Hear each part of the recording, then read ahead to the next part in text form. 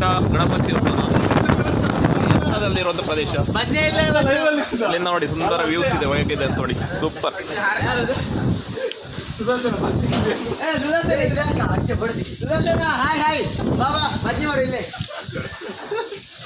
ಇದಕ್ಕೆಲ್ಲ ಹೇಳಬೇಡಿ ಅಂತ.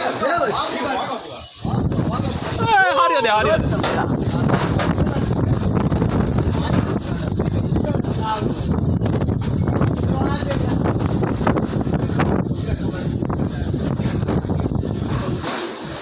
What a beautiful scenes.